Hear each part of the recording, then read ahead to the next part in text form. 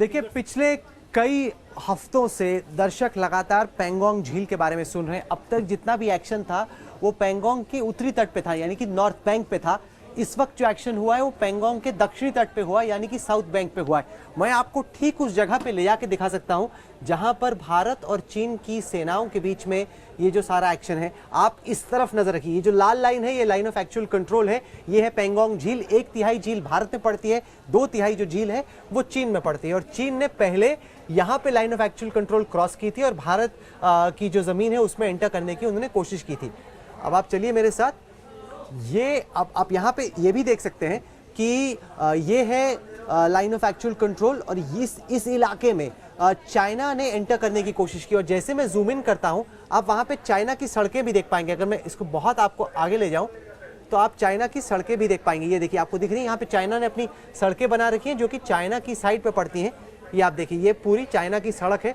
ये चाइना की सड़क है जो कि लाइन ऑफ एक्चुअल कंट्रोल के बेहद नजदीक आती है। तो 29-30 की रात को चाइना ने इस इलाके को क्रॉस करके भारत की तरफ घुसने की कोशिश की, जो कि सेना की प्रेस रिलीज में लिखा है कि चाइना ने स्टेटस को ऑल्टर करने की कोशिश की। यहाँ पे आप देखिए, ये भारत की सड़क है। यहाँ पे भारत ने अपने बिल्डअप किए हुए, ये भारत की सड़क है। हमारे सैनिकों ने रात में देखा कि चीन एंटर करने की कोशिश कर रहा है। उसके बाद अब एग्जैक्ट जगह तो हम लोगों को इस वक्त नहीं मालूम, लेकिन जो कुल मिला के अंदाजा है वो ये है कि इस जनरल एरिया में ये झड़प हुई है। भारत और चीन की सेनाओं के बीच में हमने आइडेंटिफाई कर लिया है उस जगह को जहां पर भारत और चीन की सेनाओं के बीच में ये जंग हुआ। आपको मैं थोड़ा सा और जूम इन करके दिखाता हूं ताकि आपको मैं यहाँ पे जो सड़क बनी हुई है चीन की वो भी दिखा सकता हूं। मैं पूरा अगर जूम इन कर दूं तो आप ये देखिए, यहाँ पे ये जो आपको लाइन ऐसे लकीर सी दिख रही है ये चाइना की सड़क है जो इन्होंने बना रखी है।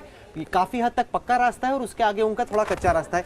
यहाँ पर उन्होंने एंट्री करने की कोशिश की इंडिया में, तो इनके कुछ पहाड़ की तरफ से कुछ तट के साथ साथ एंटर करने की कोशिश की। चूंकि इंडियन आर्मी वहां पे मुस्तैद थी और काफी अलर्ट पे थी, तो हमने स्पॉट किया कि चाइनीज आर्मी अंदर आने की कोशिश कर रही है और उसके बाद इंडियन आर्मी वहां पे मोबिलाइज हुई। ये 14 कोर का इलाका पड़ता है, पूरा लद्दाख का जो सेक्टर है वो 14 कोर का आर्मी का इलाका पड़ता है।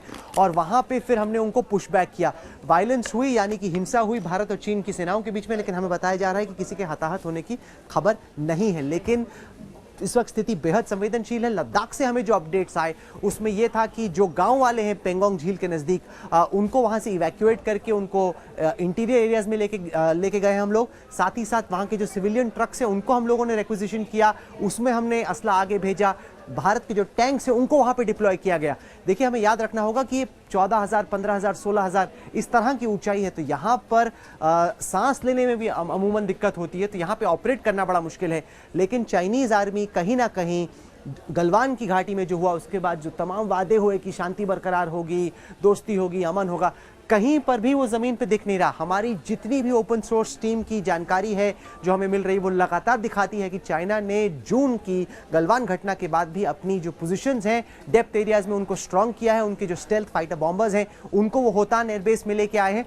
तो कहीं पर भी ये नहीं लग रहा कि चाइना इसको रिवर्स खींचने के चक्कर में दिख रहा है कि इस जमीन पे अभी भी बदमाशी की कोशिश कर रहा है, जिसको इस दफा हम लोगों ने पुशबैक किया। लेकिन आगे चल के क्या होगा फिलहाल ये कह पाना काफी मुश्किल है।